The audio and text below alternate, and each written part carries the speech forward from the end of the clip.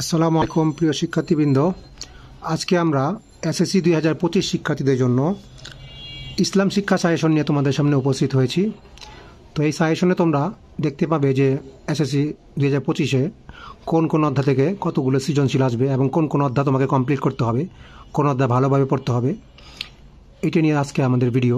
তাহলে চলো শুরু করা যাক। দেখো, ধর্ম ইসলাম শিক্ষাতে তোমরা জানো MCQ 30, CQ 70, অর্থাৎ টোটাল 100 মার্কের পরীক্ষা হবে। এবং এখানে অধ্যায় আছে পাঁচটি অধ্যায় থেকে আমাদের আসবে 11টি সৃজনশীল, তোমরা তাও জানো। তো এখন তোমাদের জানতে হবে যে 11টি সৃজনশীল কোন অধ্যায় থেকে কয়টি সৃজনশীল আসবে। যদি এইটা আমরা জানতে পারি তাহলে আমরা নিজেরাই সাজেশন তৈরি করতে পারবো। তাহলে চলো দেখি আমরা কোন অধ্যায় থেকে কয়টি সৃজনশীল আসবে।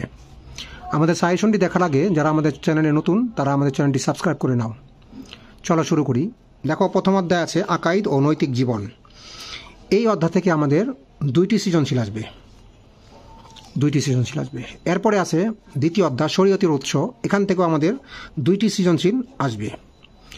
এরপরে আছে এবাদত, তৃতীয় অধ্যায় এবাদত। এখান থেকেও আমাদের দুইটি সৃজনশীল আসবে।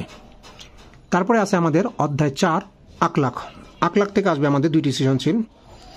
তাহলে মোট হচ্ছে 8টি সৃজনশীল। এবং সবার শেষে আছে অধ্যায় 5 আদর্শ জীবন চরিত্র। এখান থেকে আমাদের দুইটি সৃজনশীল আসবে। তাহলে আমাদের কয়টি সৃজনশীল হলো? 2টি, 4টি, 6টি, 8টি, 10টি সৃজনশীল হলো।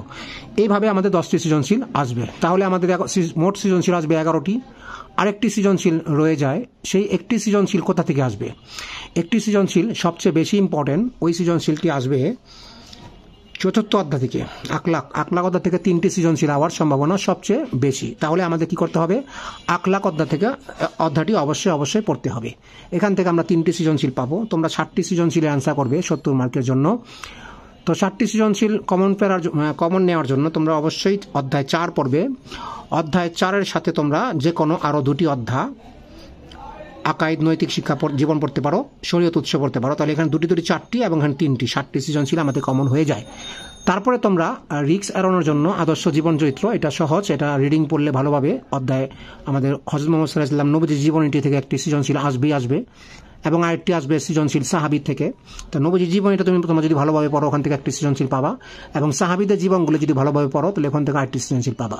তাহলে এখান থেকে 2টি। তাহলে আমরা যদি ইবাদত চ্যাপ্টারটি আমরা যদি নাও পড়ি, তাহলে আমাদের কয়টি সৃজনশীল পড়বে? 2, 4, 6 এবং 3, 9টি সৃজনশীল কম পাবে। এখান থেকে তোমরা 60টি সৃজনশীল দিতে পারবে। অথবা তোমরা যদি ইবাদত বাদ না দাও, তোমরা যদি শরীয়তের উৎস বাদ দিতে চাও দিতে পারো। তোমরা যদি অধ্যায় 1 বাদ দিতে চাও তাও দিতে পারো। যে কোনো একটি অধ্যায় বাদ দিয়ে তোমরা 9টি সৃজনশীল কমন ফেলতে পারো। তাহলে আমাদের মতে অধ্যায় 4টি অবশ্যই রাখবে তোমরা, কারণ এখান থেকে 3টি সৃজনশীল হওয়ার সম্ভাবনা আছে এবং তার সাথে আরও 3টি অধ্যায় পড়বে। তাহলে 5টি থেকে তোমরা 3টি অধ্যায় ভালোভাবে পড়বে এবং টোটাল 4টি অধ্যায় পড়বে। 3টি অধ্যায় ভালোভাবে পড়লে তোমরা 60টি সৃজনশীল কম পেয়ে যাবে, এবং 4টি অধ্যায় পড়লে তাহলে তোমরা 9টি সৃজনশীল পাবে। তাহলে আমরা ইবাদত অধ্যায়টি বা যে কোনো একটা অধ্যায় বাদ দিয়ে আমরা সাজেশন তৈরি করে নিজেরাই করতে পারবো। যার কাছে যে অধ্যায় সহজ লাগে সেভাবে পড়বে, কিন্তু আমাদের 4 অধ্যায় রাখতে হবে, কারণ এখান থেকে 3টি সৃজনশীল হওয়ার সম্ভাবনা আছে। তো বন্ধুরা, আজকের ইসলাম শিক্ষা সাজেশন এ পর্যন্তই। পরবর্তী ভিডিওতে আমরা পরবর্তী কোনো বিষয় সাজেশন নিয়ে তোমাদের সামনে উপস্থিত হব।